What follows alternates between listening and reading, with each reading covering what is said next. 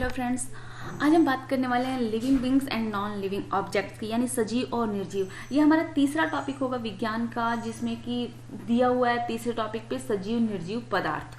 ठीक है, और इसमें साथ ही हम बात करेंगे कुछ इंपॉर्टेंट ब्रांचेज की बायोलॉजी की, जिससे कि हर एग्जाम में एक क्वेश्चन तो जरूर ही आता है ब्रांचेज से। कौन कौन सी शाखाएं हैं बायोलॉजी की, इससे एक क्वेश्चन जरूर आता है। तो हम इन दोनों ही टॉपिक्स को इसमें कवर करेंगे। छोटे से टॉपिक हैं बट इंपॉर्टेंट है, तो जान लेना चाहिए। इंपॉर्टेंट क्यों है कि अगर सजीव निर्जीव की बात करें तो क्लास 6 में भी बताया जाता है कि सजीव और निर्जीव क्या होते हैं, और क्लास 12th में भी पढ़ाया जाता है कि सजीव और निर्जीव क्या होते हैं। 12th नहीं, 11th की बात करें तो 11th में भी पढ़ाया जाता है कि सजीव निर्जीव क्या होता है। तो यह जानना जरूरी हो जाता है कि अगर हम इंटर के लेवल से देखें तो सजीव और निर्जीव क्या होता है। तो देखो, सबसे पहली बात करें अगर सजीव निर्जीव में जो अंतर होता है वह है शेप और साइज का। कैसे? जितने भी सजीव होते हैं, ठीक, उनकी आकृति और माप उनके एक स्पेशल स्पेसीज के अकॉर्डिंग होती है। जैसे अगर हम इंसान की बात करें, होमो सैपियंस की, तो जितने सैपियंस हैं, होमो सैपियंस जितने भी हैं, वे सभी एक जैसे होंगे। अगर सैपियंस की बात करें तो जितने भी जीनस होमो के प्राणी हैं वे सभी सैपियंस एक जैसे होंगे। लेकिन अगर हम टेबल और कुर्सी की बात करें तो डिफरेंट शेप होते हैं टेबल के, और डिफरेंट शेप होते हैं कुर्सी के, डिफरेंट साइज होते हैं। ठीक है, तो हर चीज जो निर्जीव है उसके विभिन्न रूप हम बना सकते हैं अपने दिमाग से, लेकिन एक जीवित जो प्राणी है उसका शेप और उसकी साइज उसके स्पीसीज के अकॉर्डिंग, उसकी जाति के अकॉर्डिंग वैसी होती है। जैसे कि अगर आप कॉकरोच को देखते हो तो कॉकरोच को देखते ही पहचान लेते हो ना उसकी शेप और साइज से। ठीक, वह चूहे जैसा बड़ा तो नहीं हो सकता ना, कॉकरोच छोटा सा ही होगा। तो यह उनकी साइज और शेप, जितने भी सजीव होते हैं उनकी एक निश्चित होती है उनकी जाति के अनुसार। ठीक, एक क्वेश्चन भी बनता है कि क्या सजीवों की जो साइज होती है और जो शेप होता है, जो आकार और माप होता है, क्या वह निश्चित होता है? तो हाँ, वह किसके अनुसार निश्चित होता है? उनके स्पेसीज के अनुसार निश्चित होता है। अब हम बात करें दूसरे केमिकल ऑर्गेनाइजेशन की, तो देखो, जितने भी सजीव प्राणी हैं उनका रासायनिक संगठन जो होता है वह कार्बनिक रसायन होता है उनमें। ठीक है, कार्बनिक होता है। और जितने भी निर्जीव हैं वे अकार्बनिक पदार्थों के बने होते हैं। कार्बनिक रसायन की जब हम बात करें तो देखो, हमारे अंदर जीव द्रव्य पाया जाता है। हर कोशिका, जितनी भी जीवित कोशिकाएं होती हैं उनके अंदर जीव द्रव्य पाया जाता है, और यह जो जीव द्रव्य का संगठन है वह कार्बनिक रसायन का होता है। आया समझ में?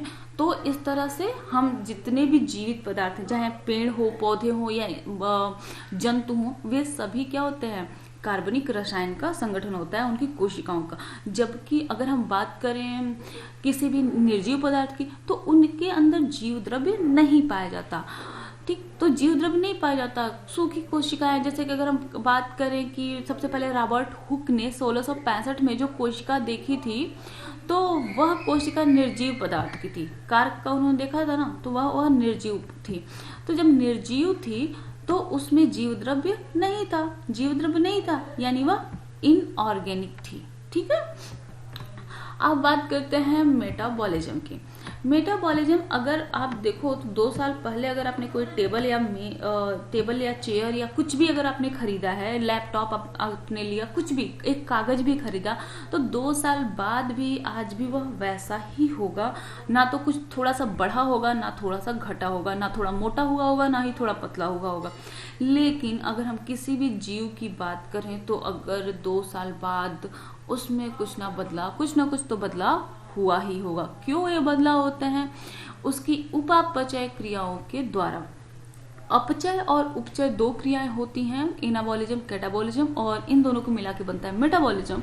तो इन क्रियाओं के द्वारा हमारे शरीर को पोषण वगैरह मिलता है, और जो शरीर है उसमें वृद्धि और विकास होता जाता है। ठीक है, जो भी उत्सर्जन हुआ, पोषण, उत्सर्जन, ये सारी क्रियाएं आती हैं मेटाबॉलिज्म के अंतर्गत। तो कभी किसी निर्जीव पदार्थ को कुछ खाते तो देखा नहीं है, तो उनमें नहीं होती। अब बात करें लोकोमोशन एंड मूवमेंट की, तो यह टॉपिक इम्पॉर्टेंट हो जाता है क्योंकि एक इसका हिंदी अगर अर्थ देखें तो गमन एवं गति।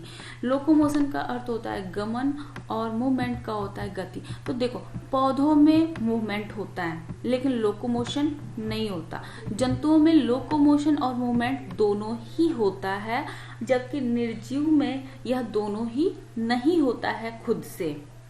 एक बात पर ध्यान देना, खुद से नहीं होता। अब जैसे कि रेलगाड़ी चलती तो है, लेकिन किससे चलती है?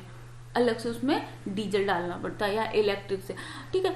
तो वहां पर लोकोमोशन क्या हो रहा है? बाह्य उद्दीपन है, कुछ बाह्य तरीके से हो रहा है, आंतरिक नहीं है। जबकि अगर हम मूवमेंट की बात करें तो पौधों में मूवमेंट होता है और मतलब गति होती है। और जो इन बाकी सभी जंतु हैं, जंतुओं में लोकोमोशन मूवमेंट यानी कि गमन और गति दोनों होती है। गमन का मतलब है एक स्थान से दूसरे स्थान पर जाना, और गति का मतलब होता है उसके हिलना डुलना, जैसे अंगों का हिलना डुलना। जैसे कि अगर हम बात करें मूवमेंट की, तो पत्तियां हिलती डुलती रहती हैं ना उसकी। अगर पौधों की बात करें तो पत्तियां हिलती डुलती रहती हैं। और अगर हम जंतुओं की बात करें तो एक स्थान से दूसरे स्थान तक जा सकते हैं। अगर हम छुई मुई की बात करें तो छूते ही क्या होती है? बंद हो जाती है, खुल जाती है, तो वो क्या है? वो गति होती है, ठीक है। अब हम बात करते हैं न्यूट्रिशन की। निर्जीव पदार्थ भोजन ग्रहण नहीं करते और सजीव बिना भोजन के जीवित नहीं रह सकते, ठीक है। तो यह अंतर होता है। अब पोषण क्रिया जीवों में होती है, चाहे वो पौधे हों, पेड़ पौधे हों या जंतु हों, इन सब में ही पोषण की क्रिया, न्यूट्रिशन की क्रिया होती है।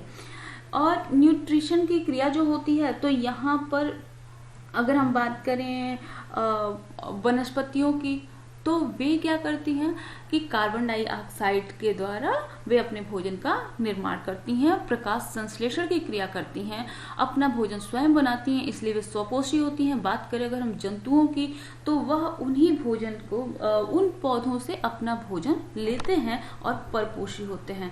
तो इनमें भोजन बनाने की या भोजन दूसरों से लेने की मतलब एक क्रियाएं होती हैं, लेकिन किसी भी निर्जीव में क्रिया नहीं होती। अगली बात होती है ग्रोथ की। ग्रोथ यानी वृद्धि। अगर हम बात करें पौधों की, तो इनमें जीवन पर्यंत वृद्धि होती रहती है, ठीक है।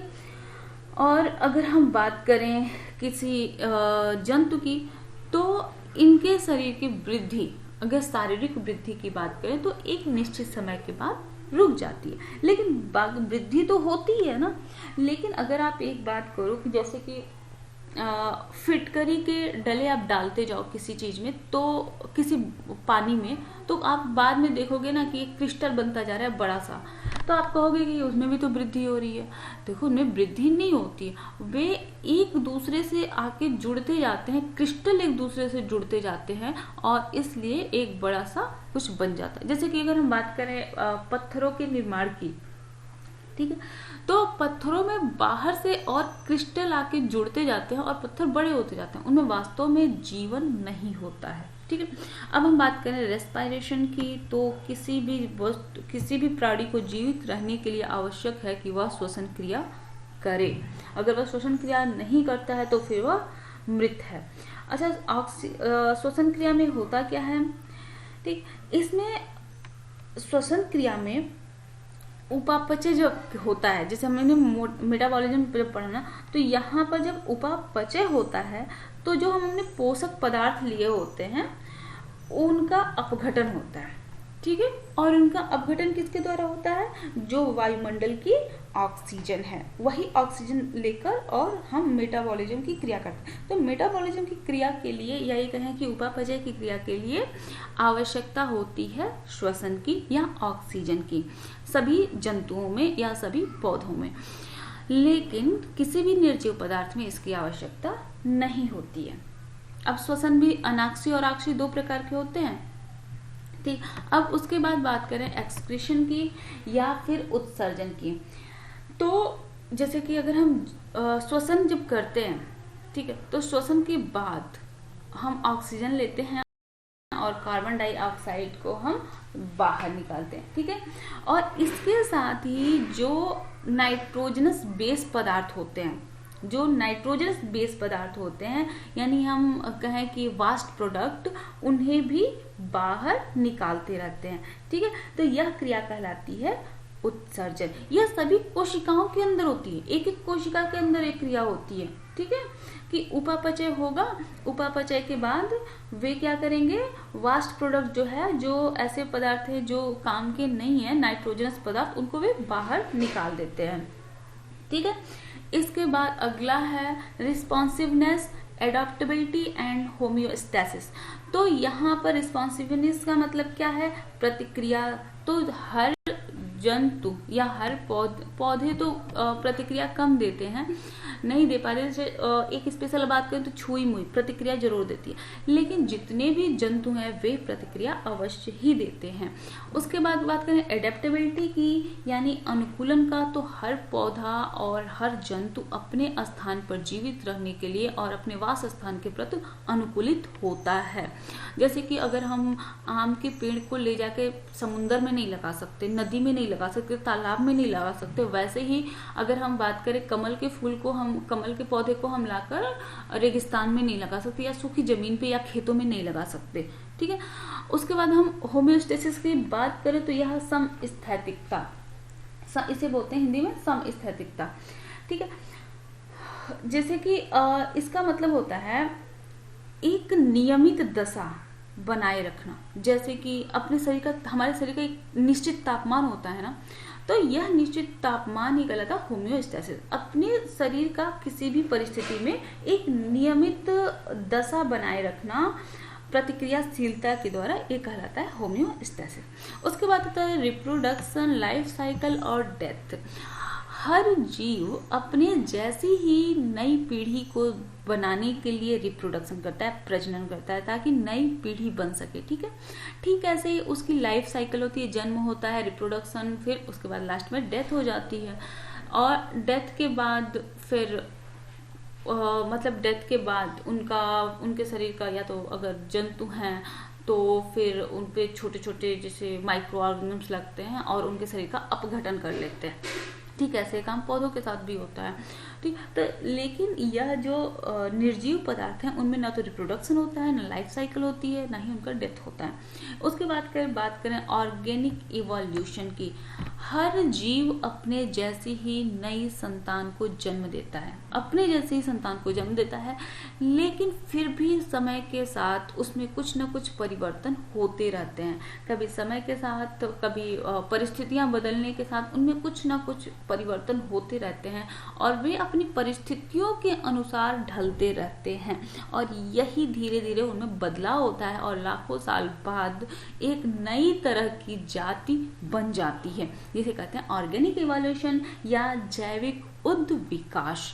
तो ये सभी कार्य सिर्फ और सिर्फ पौधे और जंतुओं में होते हैं, यानी सजीव पदार्थों में होते हैं, निर्जीवों में ये सभी नहीं होते।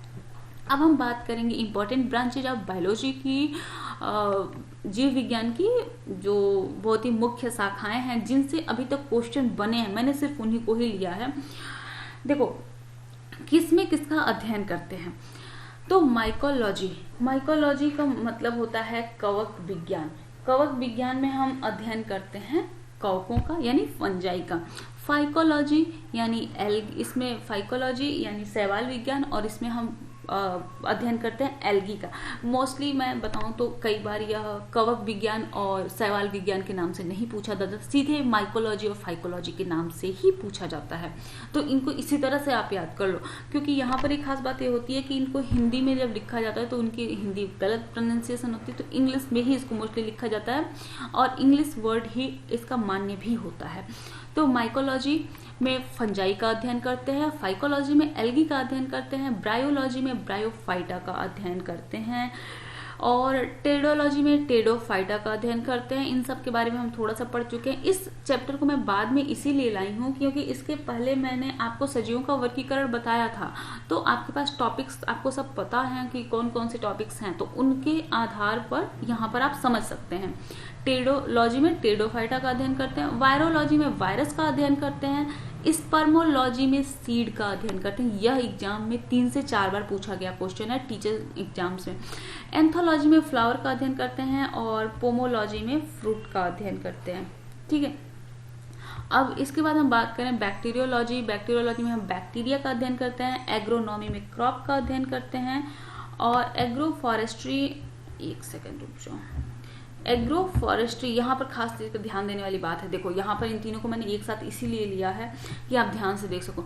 एग्रोनॉमी अगर आते थे तो हम क्रॉप का अध्ययन करते हैं, एग्रो फॉरेस्ट्री में हम किसी जगह का अध्ययन करते हैं जहां हम पेड़ों और पौधों को लगा सकते हैं। समझ में आया? जैसे अगर कोई बंजर जमीन है, कोई ऐसी जगह है जहां काफी सालों से पेड़ पौधे नहीं है, तो उनका अध्ययन भी हम एग्रो फॉरेस्ट्री के तहत ही करेंगे। एग्रो इस्टोलॉजी में हम घास का अध्ययन करते हैं। ठीक है, तो यहाँ पर समझ लो, एग्रोनॉमी, एग्रो फॉरेस्ट्री और एग्रो इस्टोलॉजी। इस्टोलॉजी में हम ग्रास का अध्ययन करते हैं, फॉरेस्ट्री में हम, एग्रो फॉरेस्ट्री में हम जगह या जमीन की बात करें तो जमीन का अध्ययन करते हैं, और एग्रोनॉमी में हम क्रॉप का अध्ययन करते हैं। ठीक है, इसके बाद आता है इकोलॉजी। इकोलॉजी में हम पर्यावरण का अध्ययन करते हैं।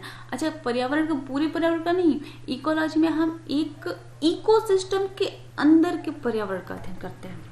ठीक है, किसी एक खास इकोसिस्टम यानी एक खास पारिस्थितिकी तंत्र के अंदर का पर्यावरण कैसा, उसका अध्ययन करते हैं। ठीक है, अब देखो अगला है हिमेटोलॉजी। हिमेटोलॉजी में हम ब्लड का अध्ययन करते हैं। सार्कोलॉजी या मायोलॉजी में हम मसल्स का अध्ययन करते हैं। अभी यहाँ पर एक चीज ध्यान देना, यह मायोलॉजी है और दूसरा वो था माइकोलॉजी।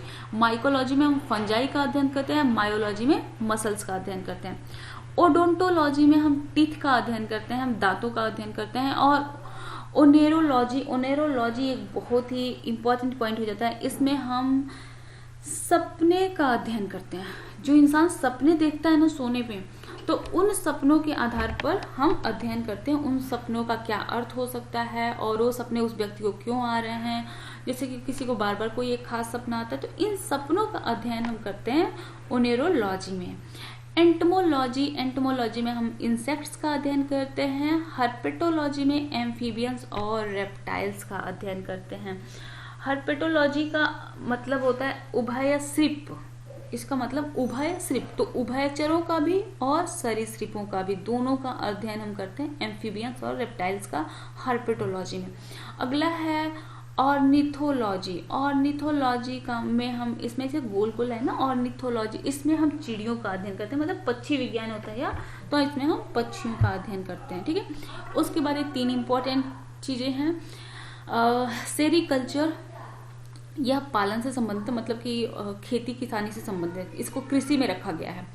सेरीकल्चर में हम रेशम कीट पालन का अध्ययन करते हैं।